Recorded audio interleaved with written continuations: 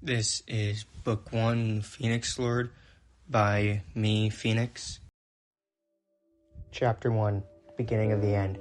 In a world where many races walked the earth, elves with their ageless grace, dwarves with their stone-born craft, dragons with fire in their veins. One race stood apart, not for strength, but for what they had once dared to wield. Humans had carried the weapons of God, 7 relics forged in the aftermath of the first sundering, when the heavens split and the old pantheon bled into the world. Blades and crowns and mirrors that no mortal hand was meant to touch. Tools of extinction, instruments of judgment. Most were lost, buried in mountains, lost beneath oceans, entombed in shrines whose names had rotten from maps. This was not a tale of gods. This was the story of a mortal, one who would change fate and crack the world open for it.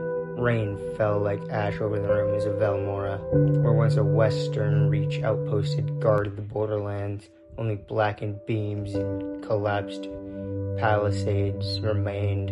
Smoke drifted from smoldering homes, curling around statues of forgotten saints. Horses lay where they had fallen, tacks still buckled, rain pooling in empty eyes. Men lay beside them, fingers frozen around shattered spear shafts. There was no enemy left, only quiet. At the edge of the devastation stood a boy, barely 20. Mud swallowed his boots to the ankle. Rain soaked his cloak until it clung like a second skin. No chronicler would have bothered with his name, yet in Velmora they had called him Keel, short for Keelan, when they bothered to be polite. More often it had been something else. Temple brat, bastard, liar. Keel did not look at the dead. His eyes were fixed on the stone altar half buried in the mud. Before him, not a shrine, not a forge, just a slab of ancient rock split by time, the sort children dared one another to spit on. Something jutted from its cracked surface, a hill smooth as obsidian, black as a rain-slick night. It did not rust, it did not steam, it waited, and somehow it knew him. The pull was not loud, no whispering spirits, no choir of angels. It was quieter than that. The thrum beneath his ribs, the hush before thunder. Keel stepped forward. His fingers shook. The whether from cold or anticipation he could not have said. His hilt was warm, not sun-warmed, alive warmed. When his skin closed around it, the sky screamed. Thunder detonated overhead. Wind tore outward from the altar in a violent ring, flattening grass and hurling smoke into spirals. Light split the clouds, and every crow in the surrounding trees burst into flight at once. Keel cried out and staggered back. The blade was in his hand, not dragged free, placed.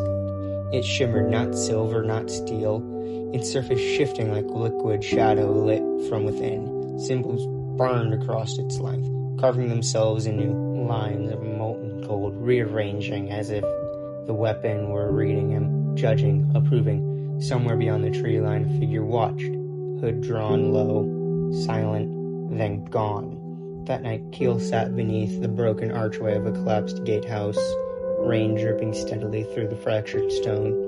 The sword lay across his knees. He had tried to hide it. It refused. Cloth scorched at its edge, rope unraveled into smoking strands. When he set it too far from his reach, the metal hummed, low and insistent, till he picked it up again. He told himself that frightened him. The truth was worse.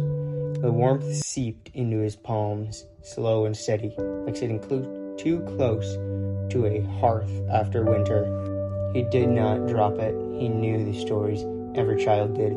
The 7 heavenly weapons, forged when God still walked battlefields and the world split under their quarrels. Buried or sealed when mortals proved too eager to kill with heaven's tools. They were not meant to choose.